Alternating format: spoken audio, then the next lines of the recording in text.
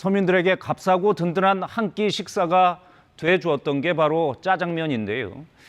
이제는 이것도 옛말이 돼가고 있습니다. 물가가 계속 오르면서 짜장면 한 그릇 가격이 반세기 만에 60배나 올랐습니다.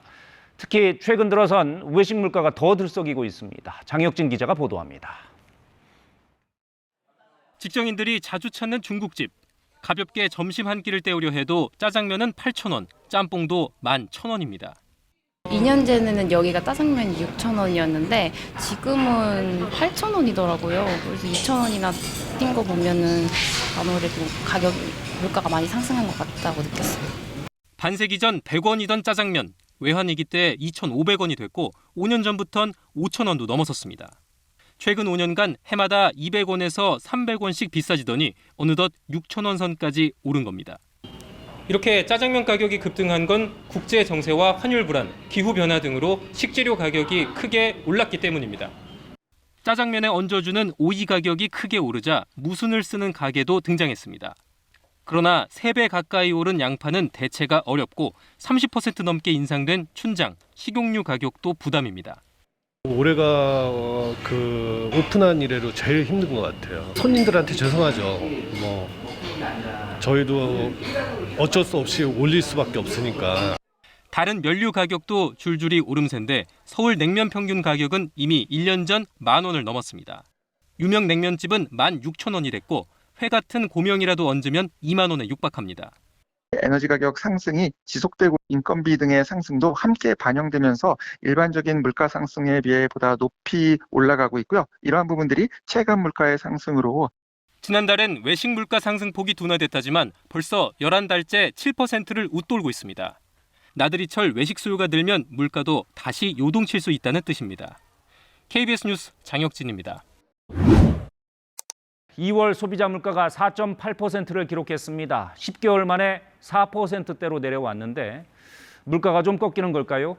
그렇게 단언하기가 쉽지 않아 보입니다. 서민들이 느끼는 생활 물가는 나날이 오르고 있고 향후 물가 불안을 더 부채질할 수 있는 요인들도 적지 않습니다. 서영민 기자입니다. 비빔밥 한 그릇에 11,000원, 김치찌개 정식은 9,000원입니다. 빵으로 이렇게 간단하게 해결할 때도 많거든. 워낙 밥값도 너무 오르니까 부담이 많이 가죠. 서울 기준으로 비빔밥과 냉면 평균 가격이 10,000원을 넘어서는 등 외식 품목이 10% 넘게 올랐습니다. 집밥을 해먹으려 해도 쉽지 않습니다. 참치캔과 어묵 등 가공식품은 물론 풋고추와 파, 양파 등 음식 재료값도 많이 올랐기 때문입니다. 실질적으로 가정에서는 이런 장 하나 보는 것도 되게 부담이 되는.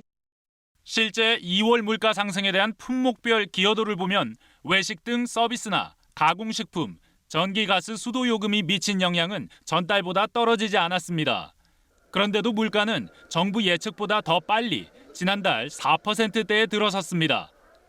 국제유가 안정으로 석유류 물가는 2년 만에, 쇠고기 가격이 내리면서 축산물 물가는 3년 5개월 만에 하락한 덕입니다. 안정세가 지속될 걸로 장담하기엔 어려운 요소들인데 물가 상승 둔화가 뚜렷해질 것이라는 정부 전망에 마냥 안심할 수만은 없는 이유입니다. 먼저 중국의 경제활동 재개에 속도가 붙으면 에너지 가격이 다시 불안해질 수 있습니다. 또 언젠가 올려야 하는 전기, 가스 등 공공요금도 걱정거리입니다. 한국은행은 전기, 가스 요금 같은 체감도가 높은 항목이 오르면 물가가 더 오를 거란 기대감을 높이고 에너지 물가 오름세는 외식 비용 등을 높여서 물가 상승 둔화를 더디게 할 수 있다고 분석했습니다. 중국 경제활동 재개에 따라서 국제 유가라든지 국제 원자재 가격의 좀 불확실성이 조금 있는 상황으로 보시면. 일단 정부는 상반기에 공공요금 동결 기조를 유지하며 먹을거리 가격 안정에도 힘써 체감 물가를 낮출 계획입니다. KBS 뉴스 서영민입니다.